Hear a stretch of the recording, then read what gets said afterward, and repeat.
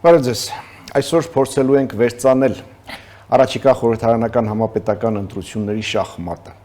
Փորձելու ենք հասկանալ, թե ով է խաղում սպիտակներով, ով սևերով, ով ինչ դիրքային առավելություններ ունի եւ ով է պատրաստում իր ձիու քայլը։ Առաջին հայացքից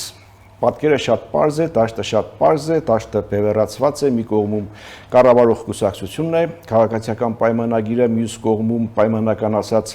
ռուսամետ ուժերը, ուժեղ Հայաստան, Հայաստան դաշինք եւ Բարգավաճ Հայաստան։ Եվ այստեղ հարց է առաջանում, թե իսկ որտեղ են մյուսները, մասնավորապես որտեղ են արևմտամետները։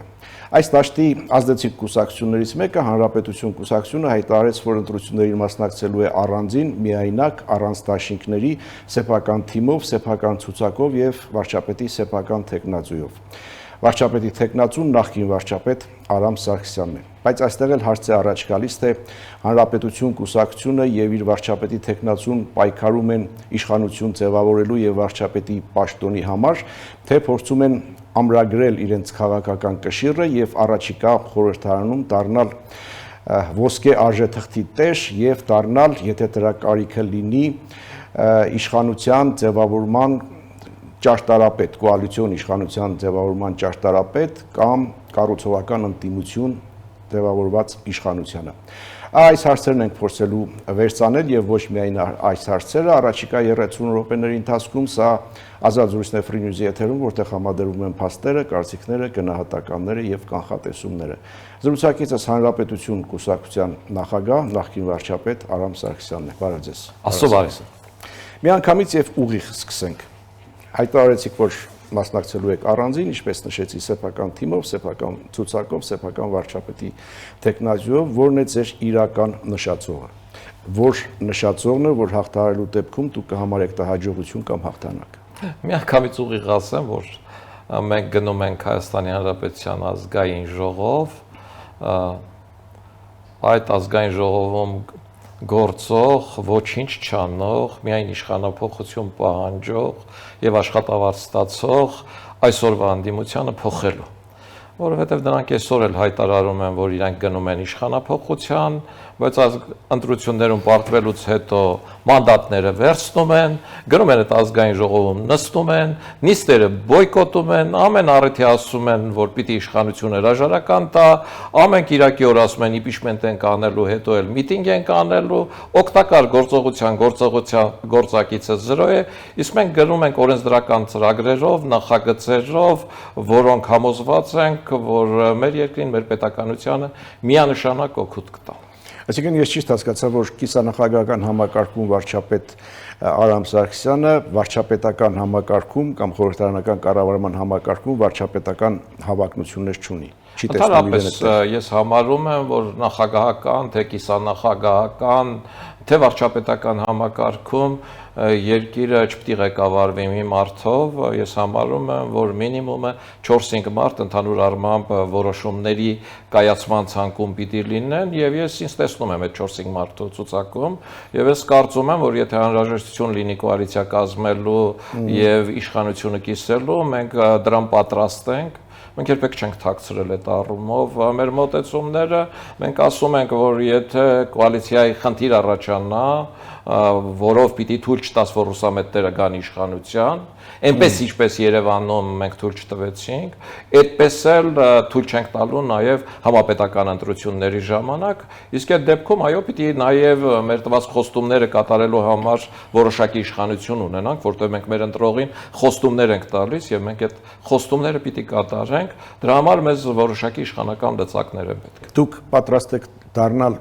ազգային ժողովի այն ոսկե բաժնետերը, որ դերակատարություն կունենա իշխանության ձևավորման հարցում։ Ոսկե թե արծաթե, թե մետաղե էական չի, բայց մենք հակված ենք դերակատարություն ունենալ Հայաստանի ներքաղաքական կյանքում, արտաքին քաղաքական կյանքում,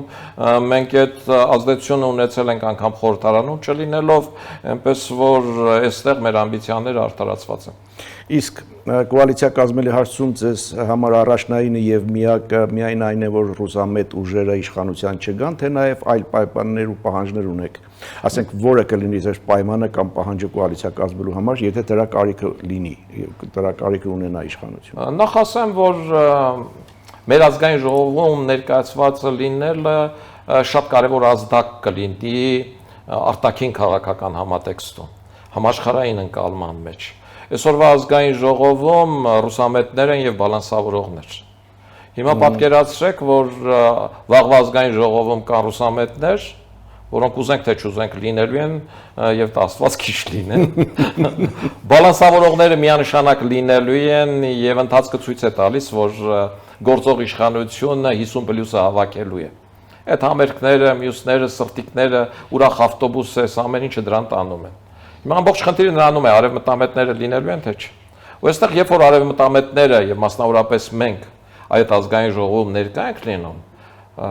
արևմտյան աշխարհի համար, քաղաքակիրթ ժողովրդավար աշխարհի համար ակնհայտ է դառնում, որ հայ ժողովուրդը ընտրություն է արել, որ հայ ժողովրդի ընտրությունը դեպի արևմուտք ուղի վերցնելու մեջ է։ Ստեղից հետևություն։ Միանգամից հեշտանելու է վիզաների ազատակացման ռեժիմը։ Եթե այդ տևելու էր տարիքվես 2 տարի, հիմա կարող է տևել 7-8 ամիս, այսինքն արագացված կարգով։ Պլյուս մենք ներսում լինելով այդ խնդիրները առաջ ենք տանելու։ Երկրորդ, տնտեսական ներդրումների առումով խնդիրները։ Արևմտյան կապիտալը Հայաստանում պիտի պաշտպանություն ունենա։ Մենք ազգային ժողովում չենք եղել, բայց ես Ամուլսարի ամենահիմնական աշխատելու կողմնակիցներից եմ եղել եւ արժանացել եմ Հայաստանի բնապահպանների հայհոյանքներին ու վիրավորանքներին։ Ինչի՞ չեմ նեղվել, ինչը շատ բնական եմ ընդունում, բնապահպանը պիտի իր աշխատանքն անի։ Եվ այս կարգի բազմաթիվ բաներ։ Մենք ընդհանրապես միշտ համարել ենք, որ պատերազմներում հաղթում են պետությունները, ոչ թե բանակները, եւ այստեղ Հայաստանի տնտեսության զարգացման խնդիրն ենք մենք տեսնում, իսկ դա զարգացնելու հնարավորությունը արտաքին ներդրումներով է։ Այդ արտաքին ներդրումները Ռուսաստանը չունի, ինքը գույք պարտքի դիմաց վերցրել է ու ոչ մի ներդրում էլ չի արել։ Իսկ մեր ներկայությունը այդ ներդրումների հոսքի արագացումը, դրանց քանակի մեծացումը, դրանց ուղղվածությունը միանշանակ կավելացնի։ Այսինքն սա էլ երկրորդ հանգամանք է։ Ինչ անել, որ դրանից հետո այն ինչ որ մենք ասում ենք տնտեսական դաշտում, արտաքին քաղաքական դաշտում, Եվրոմիության հետ ել ավելի խորացնելու եւ ուղղությունը վերցնելու դաշտում գործընթացն արագանա, մենք իշխանությանը նաեւ կառավարման մեխանիզմների կամ կառավարման համակարգի փոփոխություն ենք առաջարկել։ Մենք առաջարկելու ենք ստեղծել նաեւ փոխվարչապետի ինստիտուտ,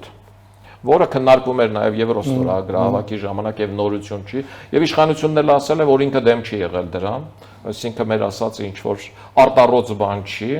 այդ փոխվարչապետը զբաղվելու է թրիփի եւ Եվրոմիության հետ մեր ստանձած պարտավորությունների կատարմամբ։ Այսինքն գիշեր-ցերեկ իր խնդիրը դա է լինելու, միայն այդ ուղղությունների վրա։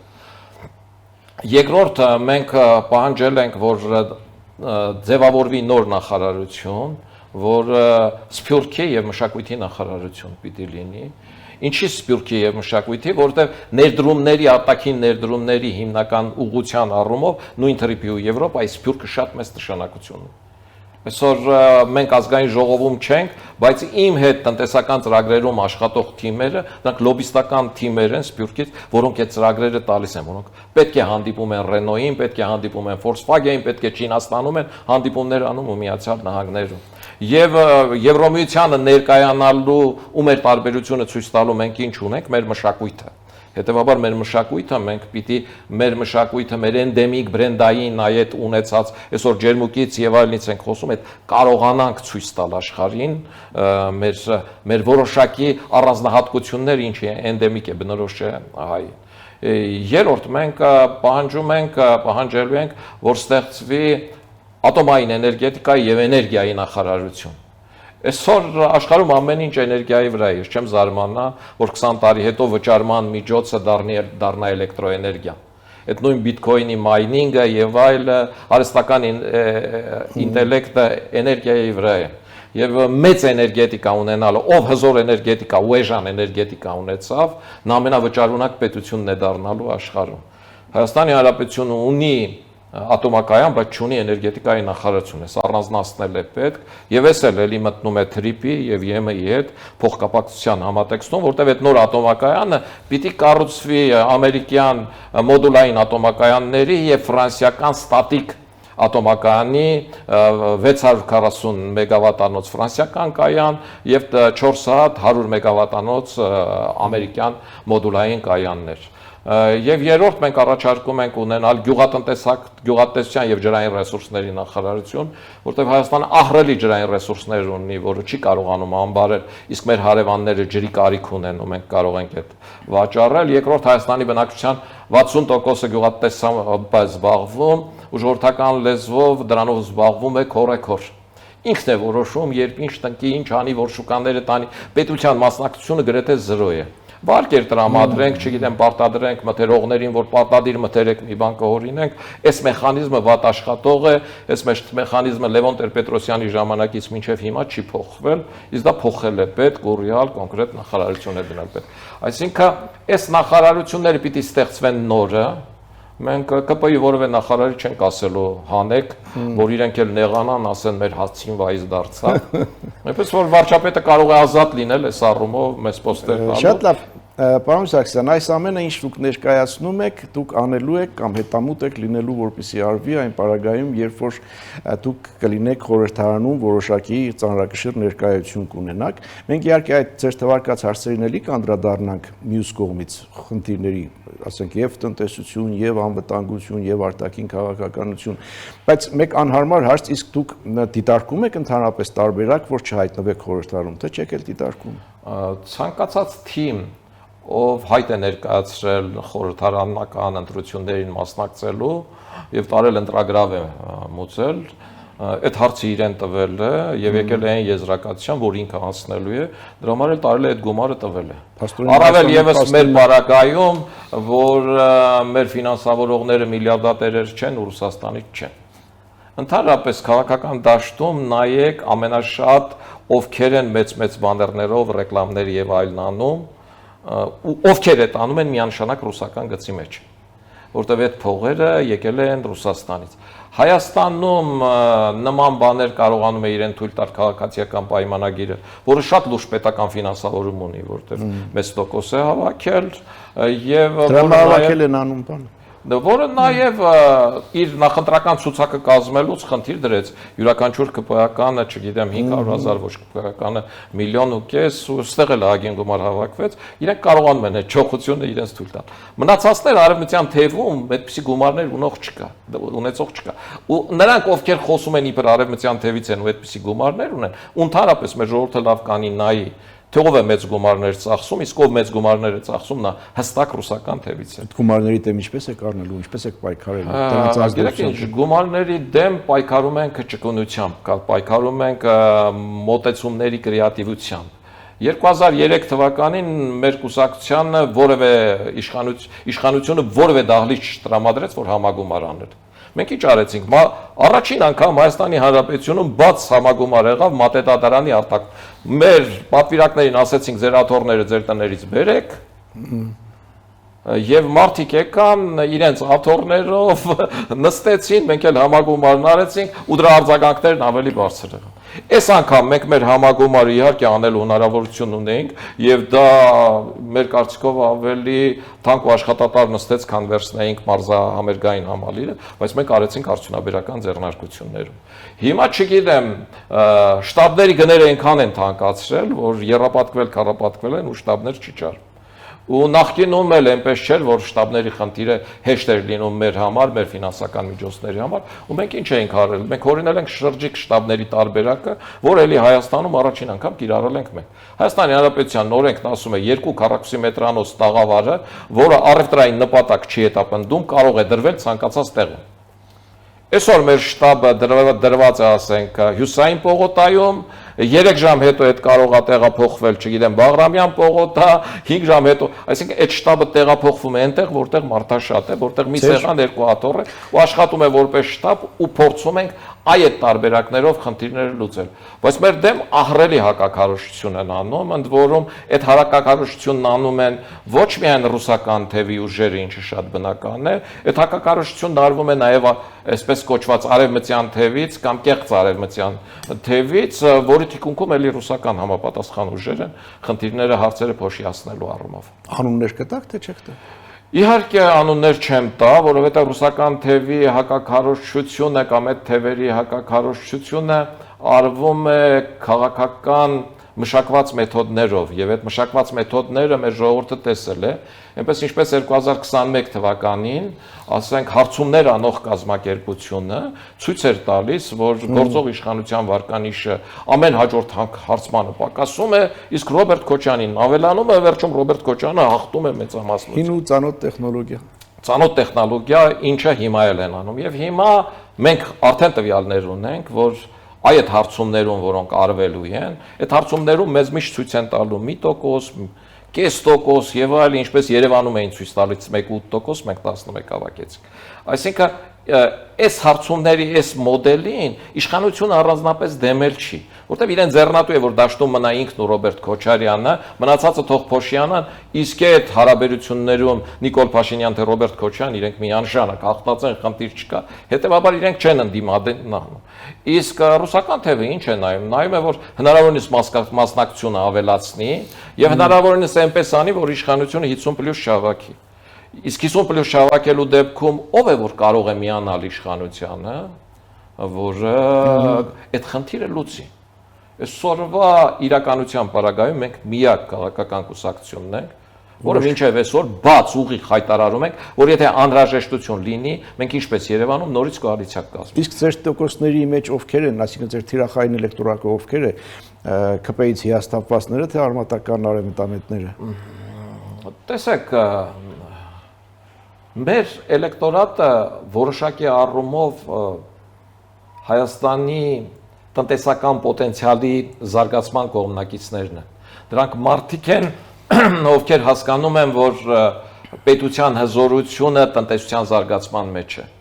որ Հայաստանի բյուջեի բազմապատկման պարագայում է, այնպես ինչպես ես եմ ասում, 80 միլիարդ բյուջե ունենալու պարագայում է, որ լուծվելու է խաղաղության հարատևության հարցը, որ լուծվելու է լավագույն սպառազինություն ունենալու հարցը, որ Ադրբեջանի նախագահը չի խոսելու անկլավներից, այլ մենք ենք ասելու, եկեք անկլավներից ու սահմանազատումից խոսենք, որ մեզ վերաբերվելու են հարգանքով։ Իսրայելը 120 միլիարդ բյուջե ունի, տեսեք հարևանների հանդեպ ոնց է։ Մենք օրինակ մեր ծրագրում ներկայացնում ենք, որ 5 տարում մենք կարող ենք հասնել մինչև 45 միլիարդ բյուջեի։ Հստակ ես առաջիկայում նաև այդ առումով հոլովակ բաց կթողեմ ու կհիմնավորեմ հատարհատ կենտարկետ ինչպես կարելի է դրան հասնել։ Եվ այս մարդիկ, որոնք էս նայում են, այս իրատեսական են տեսնում եւ գնահատում են, իրականում մեր էլեկտորատը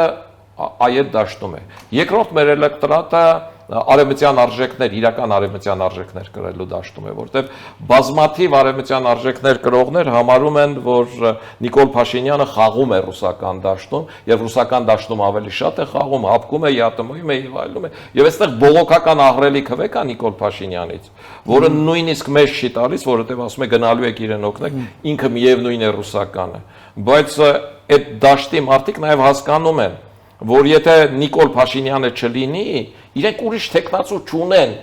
որը կլինի, որը արևմտյան է։ Այսինքն եթե Նիկոլ Փաշինյանը չի, ուրեմն Ռոբերտ Քոչյանն է կամ Սամվել Կարապետյանը, ու այդ ընդհանրապես արևմտյան չի, այստեղ գոնե բալանսավորող է։ Լավ, իսկ եթե այսպես ծրագրերի գաղափարների մոտեցումների նմանություն կա, քաղաքացիական պայմանագիրն էլ է ասում տնտեսության զարգացում, դուք էլ եք ասում, նա էլ է ասում խաղաղություն, դուք էլ եք ասում, նա էլ է ասում Եվրամիություն դեպի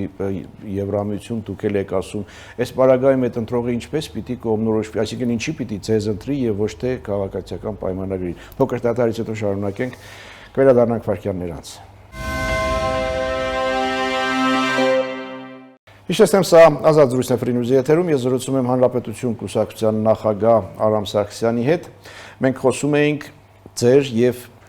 կառավարող կուսակցության ծրագրերի նմանության տարբերության եւ էլեկտորատի նմանության, հա, տարբերության մասին։ Ամբողջ խնդիրը նրանում է, որ տարբերությունը իսկապես կա եւ երբեմն այդ տարբերությունը մեր ու քաղաքացիական պայմանագրի ավելի մեծ է եւ նմանությունները ավելի քիչ, քան քաղաքացիական պայմանագիր եւ ռուսական թևի ուժեր, որտեղ քաղաքացիական պայմանագիրը այսօր հապկում է, չնայած առեցրած ՀԱՏՄ-ում է համարում է, նույնիսկ գնում է Թուրքիա բանակցությունների իր հետ տանում է ռուսական ներկայացուցիչներին, չի պնդում երասխավան եւ ախուրիկ կայարանների այդ հատվածը հարավկովկասյան երկաթուղիներից հետ վերցնելու առումով Եվրոմիության առումով ընդունել է այդ օրենքը ազգային ժողովում ու դրել է մի կողմ ու ասում է երբ որ կգա պահը քվեարկության կդնենք եւ այս առումով մեր մոտեցումները տարբերվում են պլյուս մեր մոտեցումները տարբերվում են սահմանադրության առումով մենք ամբողջական նախագահական համակարգի կառավարման կողմնակից ենք իսկ իրենք համարում են որ այս համակարգը որ Սերժ Սարգսյանն արել էր իշխանությունը պահելու համար իրենց ձեռնատու է ահռելի տարբերություններ կան մեր ու քաղաքացիական պայմանագրի մեջ նմանությունները հետեւյալումն են որ մենք չենք ուզում որ հինը հետ վերադառնա ռուսական ուժերը հետ վերադառնան եւ այդ պարագայում մեր համար ավելի շահեկան են բալանսավորողները քան լրիվ ռուսականները Պարոն Սարգսյան, դուք այս տարիների ընթացքում անդադ խոսել եք այդ ռուսական վեկտորից հրաժարվելու, հա, դեպի արևմուտք գնալու, բայց ասենք կոնկրետ օրինակ տնտեսության մասին ենք խոսում, ինչպես եք պատկերացնում ԵԱՏՄ-ից դուրս գալը առանց տնտեսական կոլապսի։ Մենք նախ ասում ենք, որ Ռուսաստանի հետ հարաբերությունների բալանսավորումը, ոչ թե ամբողջական խզումը, երբեք չեմ ասել, որ պիտի խզվի։ Ռուսաստանը այս տարածաշրջանում է, ներկայություն ունի, Ռուսաստանը 150 միլիոնանոց շուկա է, կան արաբական շուկաներ, ռուսական շուկաներ եւ եվրոպական շուկաներ։ Մեծը եվրոպական շուկան է 500 միլիոնանոց, ես ասում եմ ճիշտ է այնտեղը։ Եվ այս համատեքստում մեզ ասում են իսկ մեր լոլիկը որտեղ պիտի վաճառվի, իսկ մեր գյուղացին ինչ պիտի անի եւ այլ այս համատեքստում։ Այսօր էլ ջերմուկն է, չգիտեմ կոնյակը, նույնիսկ իշխանության ներկայացուցիչը, ասենք ազգային ժողովի նախագահ Ալեն Սիմոնյանը, ասում է հապկից ՀԱՏՄ-ից դուրս կգան, դե ջերմուկն անում են, դուրս եկեք։ Մնում եք ինչ անեք։ Այսինքն, այսքան կախվածությունը ինքնին սպառնալիք է Հայաստանի համար։ Եթե որևէ երկրից 100% կախվածություն ունես, դու հրաժարվում ես, այ ասում ես իրենք էս կանեն այդ կոլապսին ոնց դիմանանք, դու ուրեմն ասում ես ինձ ինքնիշխանություն պետք չի։ Գնամ գուբերնա դառնամ, որտեվ կախված եմ։ Մենք սրա կողմնակիցը չենք, մենք ասում ենք սրա լուծումը կա եվրոպական շուկա, մենք առաջարկում ենք եվրոպական շուկաները, մենք ասում ենք ռուսական շուկայից էլ փոխադարձ համաձայնության պարագայում կարելի օգտվել կա նաև արաբական շուկաներ եւ պետությունը իր որոշակի ապրանքատեսակների առաջ մղման, նրանց խրախուսման, նրանց գովազդի առումով պիտի քայլեր անի։ Ոչ թե թողի այդ միայն տնտեսվարողի վրա ու թողի Ռուսաստանը թույլ է տալիս թե չէ։ Վստահաբար ասում եմ, եթե Ռուսաստանը արգելում է, Հայաստանը դուրս է գալիս ԵԱՏՄ-ից, եվրոպական շուկաները մինիմում 2 տարով մեր առաջ դռները բացում են։ Ինչու եմ ես վստահաբար ասում։ Որտեվ ես օրինակը տեսել եմ Վրաստանի եւ Ուկրաինայի համար։ Եթե իրենք այդ արել են Վրաստանի ու Ուկրաինայի համար, մեր համար կանեն ու կանեն։ Իսկ անվտանգության վակումը ինչպես է լցվել։ Անվտանգություն։ Ասենք Եվրամիություն լցնելու է անվտանգության վակումը դիտորդներով հարց է լուծվում։ Իսկ անվտանգության վակումը մենք հապկով ենք փակում։ Այդ հապկը չի ճանաչել Հայաստանի տարածքային սահմանների ամբողջականությունը։ Ինքն ասում է, երբ որ սահմանազատում կանեք, այդ ժամանակ էլ ես իսկ մեր անվտանգային համակարգը հապկը իրեն արդարացրել է, մեր միասնական հակաօդային պաշտպանությունը իրեն արդարացրել է, 44 օրյա պատերազմի ժամանակ հակաօդային թռչող սարքերն եկան Աբովյանի վրա պտտվեցին գնացին, Հայաստանի վարչապետն էլ հեռուստատեսությամբ ուղիղ ասեց, այդ ժամանակ մեր հակաօդային պաշտպանության սարքավորումները անջատած են, ասել բազ է չէ, որ ինքը չի անջատել իր կաբինետից։ Հետևաբար այս չգործող համակարգին փոխարինել է պետք։ Այսօրվա դրությամբ համար մեկ խնդիրը, ինչը մենք մեր ծրագրում ներկայացնում ենք, համար առաջինը ինչը պիտի արվի, պիտի դուրս գալացվի հակաօդային պաշտպանությունից, որտեղ մնացած առած զենքերը անիմաստ են դառնալու։ Այս 300-ները 10 անգամ ավելի թանկ են Բայրակթարից, բայց 3 օրում իրենք վերածվեցին մետաղի ջարդտորնի։ Ասեմ ավելին, եթե մենք կարողանանք ռեալ հակաօդային ճիշտ պաշտպանության սարքավորումներ ունենալ եւ գոնե 90%-ով այնպես ինչպես Իսրայելը չի թողնում իր օդային տարածքը խախտեն, կարողանանք պաշտպանել մեր զինվորի դեմ, նրա խիզախության դեմ մարտնչելու տարբերակ չկա։ Երբ որ այդ օդից է ինքը չգիտի դրա հետ ոնց պայքարի, ինքը մարտնչելու ձև չունի։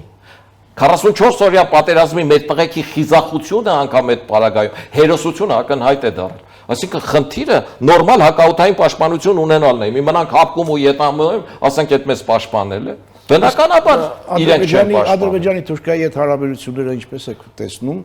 եւ ինչ կասեք այսօրվա վերջին զարգացումների մասին Ադրբեջանից փոխվարչապետ Մուստաֆայևի պատվիրակությունն է Հայաստանում, նախորդին Թուրքիայում այդ աշխատանքային խմբերի հանդիպումը եղավ երկաթուղու հետ կապված։ Ես կարող եմ ասել, որ այս հարաբերությունների նախաձեռնությունը միանշանակ եղել է Արևմուտքից եւ կարող եմ ասել, որ դա նաեւ արևմտյան ճնշման հետևանք է։ Ինչու եմ այդպես կարծում, որովհետեւ հայ-թուրքական, մասնավորապես Գյումրի-Ղարս երկաթգծի բացմանը կատեգորիկ դեմ էր Ադրբեջանը։ Իլհամ Ալիևը բազմաթիվ անգամներ ասում էր, քանի խաղաղության փաստաթուղթը չկա, այդ բացել պետք չի։ Հիմա Ադրբեջանից խումբ է եկել, այդ խումբը այդ համատեքստում է։ Օրեր առաջ, մի շաբաթ առաջ Ռուսաստանի փոխվարչապետ Օվերչուկը ասում էր, որ այդ երկաթգիծը ընդհանրապես ինքը ոչ արդյունավետ եւ բիզնես առումով ոչ շահավետ է։ Այսօր իրենք կախվել են հայերի ոտքերից, մերոնք էլ ասել են, չէ, դե իրենք սպասարկող են, իրենք պիտի տեղ աշխատանք անեն, թող հետներս գան Թուրքիա, այսինքն ռուսները ստիպված անցել են պլան B-ի։ Գնացել են այդ պլան B-ով, իբր մենք էլ կանք էլի ներկա ենք։ Ու այստեղ ես տեսնում եմ Հայաստանի իշխանությունների թերացումը։ Իրենք այնպես ինչպես վարչապետը հայտարարել էր, որ Երասխից մինչև Ախուրիկա այդ հատվածը մեր ազգային գերակաշահ է, ինքը պիտի այդ պնդեր, ոչ թե ասեր վաճառեք եւ այլն։ Վատանագույն դեպքում, եթե ուզում էր չսրվեր հարաբերություններ, օրինակ ես ինչ կանեի։ Ես Ռուսաստանին կասեի, եկեք հաշվենք, դուք ինչքան շահույթ եք ստանալու մինչև 38 թիվը։ Չնայած մինչև 28 թիվն է, եթե խորանանք, այդտեղ ճիշտ նայենք, այդտեղ խուճուշ նախադասություններ են գրած ու դատարանով կարելի է, բայց չեմ գնում դատարանով։ Ասում եմ մինչև 38 թիվը ինչքան շահույթ եք ստանալու։ Հիմա ինչքան եք ստացել։ Դրա կրկնապատիկը մոտավորապես 120 միլիոն դոլարի կա։ Վերցրեք ձեր 120 միլիոնը, շնորհակալություն ձեզ, տեսություն։ Ինչ էր ասելու Ռուսաստանը։ Ինչ էր ասելու, այսօր հետները գալու էր Թուրքիա։ Չէր գալու իհարկե, դառնալու էր մերը։ Այսինքն, այստեղ խնդիրներ են հայ-թուրքական համատեքստում, որ սրան Ռուսաստանը դեմ էր, սրան Ադրբեջանը դեմ էր, այսօր համաձայնել են Թուրքիան, որը իր արտգործնախարարով հայտարարում էր մինչև Ադրբեջանի այդ թուղթը չստորագրվի, մենք այդ համաձայնեցած ենք անում, չենք անում, հիմա իրենք հայկական պատվիրակության հետ հանդիպել են։ Ինչու՞։ Դրդապատճառը ո՞րն է, ով է։ Միանշանակ այս արևմուտքից է եւ արևմուտքի ներկայությունը տարածաշրջանում օր-օրի ավելի մեծանում ու հզորանում է։ Իսկ այն մարդիկ, ովքեր խոսում են ուժից, ուժեղությունից, ուժեղ Հայաստանից, այս ուժեղների հիմնական հենման կետը, վերջնական ուժը, ուժեղ Ռուսաստանն է։ Այդ այն ուժեղ Ռուսաստանն է, որը 4 օրը չի կարողանում Մոսկվայում իր մոտ կանչել Ադրբեջանի արտգործնախարարին ու ասել, այ ինքեր, այդ մեր հետ այսօրվա պատերազմի մեջ մտած Ուկրաինայի հետ դուք էդ ինչ ռազմական փաստաթղթեր եք ստորագրում։ Դուք չեք կարդացել մեր հետ ինչ եք ստորագրել։ Այդ ինչ ռազմաարդյունաբերական գործարաններ եք դնում, ում դեն եք դնում։ Չէ, ռուսները չեն ասի, այդ ուժեղ Հայաստանի ուժեղ հենակետ ռուսները ուզում են, որ այդ անի Հայաստանը։ Ու իրենց այս առումով ոչ թե ուժեղ վարչապետ է պետք, որ իրենց ոչ ասի կամ ակադրվի։ Իրենց պետք է կավության նոխազ։ Այնպես ինչպես Լեռնային Ղարաբաղում, որ այդ ասեն, որից հետո թե Ղարաբաղը կորցնեն, թե այդ մարդկանց հանձնի Ադրբեջանին օգտագործի, վերջացնի ու հանձնի դնի դարակը մի կողմ։ Այս է ուժեղ ռուսական թևի կողմնակիցների հիմնական ուղղվածությունը։ Ամեն դեպքում ակնհայտ է, որ Հայաստանը ապառուսաֆիկացնելը նկատի ունեմ եւ հաղորդուղիները եւ ենթակառուցվածքները եւ էներգետիկան եւ գուցե ավելի շատ քաղաքական տաշտը բավական դժվար է։ Հիմա քաղաքական տաշտի ապառուսաֆիկացում հնարավոր է թե հնարավոր չէ։ Իհարկե հնարավոր է ապառուսաֆիկացում, ես կասեի այ ռուսական ազդեցության մեղմացում ու փոքրացում։ Ու դա հնարավոր է, եթե մեր հանրությունը մեզ է ապակա ազգային ժողովում քվետա եւ ազգային ժողովում իսկապես ներկայացված լինի Հայաստանի քաղաքական դաշտի սեգմենտի ոչ ներկապնակ, այսինքն այդտեղ լինեն նաեւ արևմտամետներ։ Այդ ազդակ կլինի նաեւ Ռուսաստանին։ Եվ այս համատեքստում Ռուսաստանը տեսնում է, որ ասենք միակ ուժը, որ կարող է քաղաքացիական պայմանագրին միանալ ու այդ խնդիրը հեշտացնել, այդ մենք ենք։ Ինչու ենք մեզ տեսնում։ Որովհետև մենք նախորդ ընտրություններում ամենաշատ քվեն ենք հավաքել, որովհետև մենք տեղական ինքնակառավարման մարմինների ընտրություններին մասնակցել ենք ու Հայաստանի գրեթե բոլոր համայնքներում գոնե մի ավականի ունենք, այսինքն հետմանկետ ունենք։ Մենք երկու համայնքում, Թումանյան համայնքում եւ Մեղրի համայնքում հաղթանակ ենք տարել, մենք Երևան համայնքում 11% ենք հավաքել եւ 3 թաղապետ ունենք եւ այս առումով ներկայացվածության առումով հիմնական անցնելու ամենամեծ շանսերն ունենք մենք։ Հետևաբար իրենք անդադ ցույց են տալու, որ մենք այդ շանսը չունենք։ Մեր այդ եղած քվեն բաժանելու են, չգիտեմ, բոլորին դեմերի, կեղծ արևմտամետների եւ այլնի մեջ մեզ ցույց տան 1%, ժողովուրդ չհավատաք դրան։ Ի սկզբանե ձեզ ասում եմ, չհավատաք, այդ հարցումներին չհավատաք։ Ընդհանրապես հարցումները Brexit-ով, չգիտեմ, Trump-ով, այդքան էլ էական բան չեն, որովհետև այդ դեպքում պիտի Բրիտանիան հիմա Եվրոմիության կազմում լիներ, Միացյալ Նահանգների նախագահն էլ Հարիսն լիներ։ Այդ հարցումները հեքիաթ են, իսկ ձեզ այդ տեխնոլոգիա են կիրառելու։ Մենք նախորդ ընտրություններում 3.3% քվե ենք հավաքել։ Մենք համարում ենք, որ թրիպով, այս խաղաղությամբ եւ այլնով, որի ջատագովը նաեւ մենք ենք եղել։ Մեր այդ քվեն եթե չի ավելացել, չի էլ պակասել։ Այս ընթացքում էլ տեղական ինքնակառավարման մարմիններում այդքան նորանոր տեղեր ենք վերցրել։ Հետևաբար այս 0.7%-ը, որ պիտի լռանա ու մենք 4 դառնանք, այդ ոչ միայն լռացել է, մենք դրան եւս 2% ավելացրել ենք։ Այս քարոզարշավում էլ եթե ճիշտ վարվենք, միանշանակ 6-7%-ը մենք անցած ենք, այստեղ խնդիր չեմ տեսնում ես։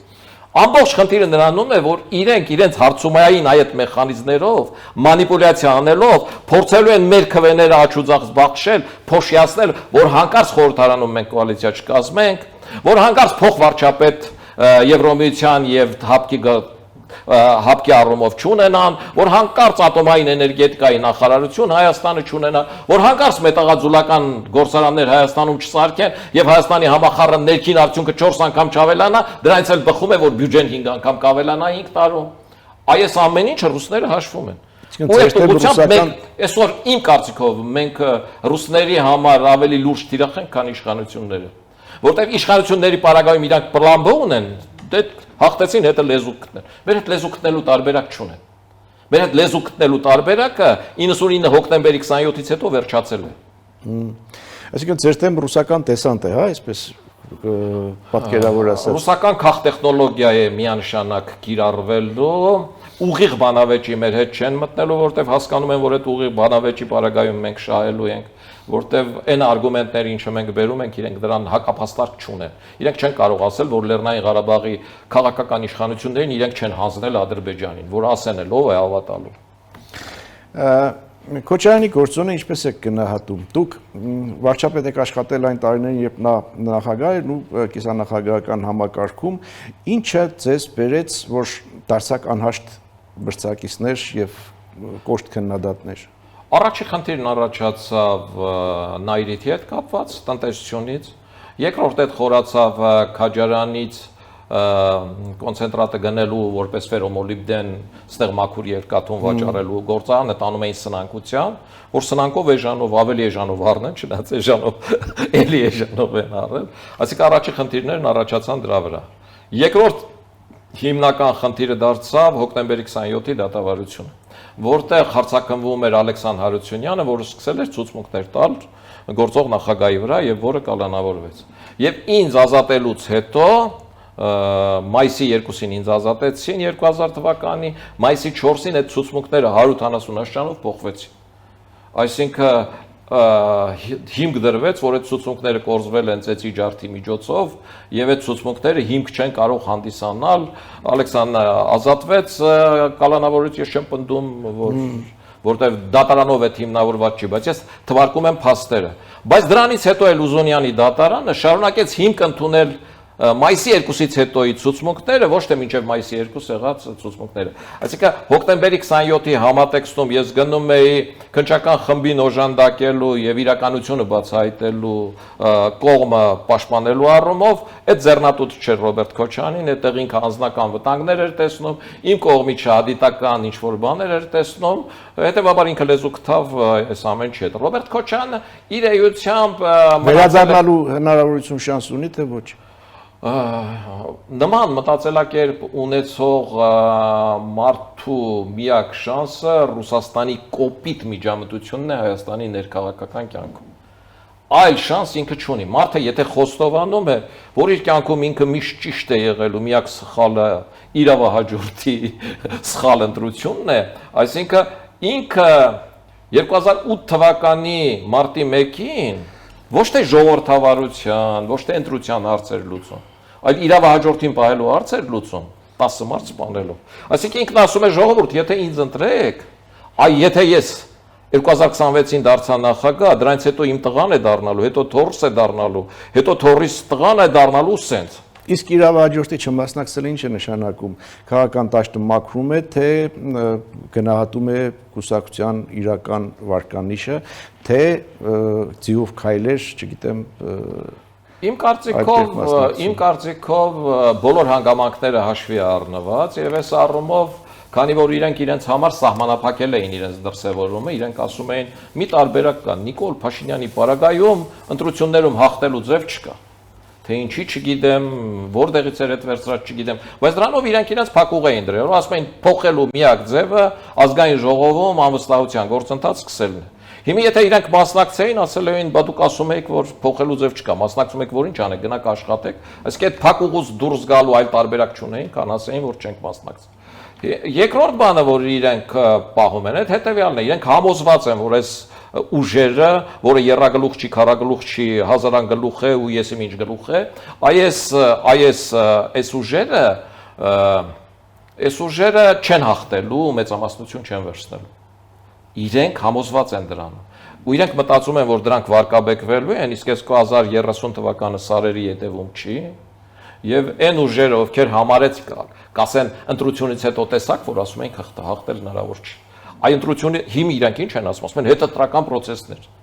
Հետընտրական process-ները լինում են այն դեպքում, երբ որ ընտրությունները կեղծվում են։ Երբ որ մարդը տեսնում է իր քվեն գողացան, քվյատուփը վերցրեցին, տարան, լցոնումներ արեցին։ Նիկոլ Փաշինյանը այդ բաները չի անել, ուղիղով կրելու է, ոչ մի հետընտրական process չի լինելու, ինչքան էլ փող ծախսեք 12000 մարդ եք բերելու, ավել չեք բերելու։ Այսինքն հիմիկվանից իրենք ասում են հետընտրական process-ներ, որտեղ համոզված են չեն հաղթելու, հետո ասելու են, բա որ ձեզ ասում ենք, տեսակ որ դուք եք, հետո անընդհատ իրենց ազգային ժողովում ներկայությունը այստեղից էլ վարկաբեկելու են, ու 2030-ին ասել են, վերջ, դուք մի մասնակցեք, դուք վարկաբեկված եք, ձեր անունը տալը արդեն հակակրանք է մեր ժողովրդին, ռուսական թևում մենք ենք։ Այս է իրենց հաշվարկը, այդ զյուքայլ է, ճիշտ հաշվարկ է, թե սխալ հաշվարկ է, ամեն դեպքում այդ հաշվարկում որոշակի առողջ բան կա, ճիշտ են արել։ Շնորհակալ եմ զրույցի համար։ Հետևենք իրադարձությունների զարգացումներին, այսօրվա քննարկումն էլ ցույց տվեց, որ Հանրապետություն կուսակցությունը ընտրություններին մասնակցում է ոչ թե մասնակցելու համար, այլ իր քաղաքական քաշն ու կշիռը արձանագրելու համար, մինչ կառավարող կուսակցությունը հայտարարում է սահմանադրական մեծամասնություն ունենալու հավակնությունների մասին, մինչ ուժեղ Հայաստանը հայտարարում է արդեն հաղթած լինելու եւ ապագա վարչապետ ունենալու մասին, Հանրապետություն կուսակցությունը խոստանում է լինել կամ կոալիցիոն կառավարության ձևավորման ճարտարապետության անդամ կամ ազդեցիկ ընդդիմություն առաջիկա խորհրդարանական ընտրություններում։ Իսկ թե ինչպիսին կլինեն ռեալ արդյունքները, դա կերևա արդեն հունիսի 7-ին քվեարկությունից հետո։ Սա ազատ զրույցներ Free News-ի եթերում, ես զրուցում էի Հանրապետություն կուսակցության նախագահ Արամ Սարգսյանի հետ։ Շնորհակալություն, որ հետևում եք, լավ մնացեք, կհանդիպենք։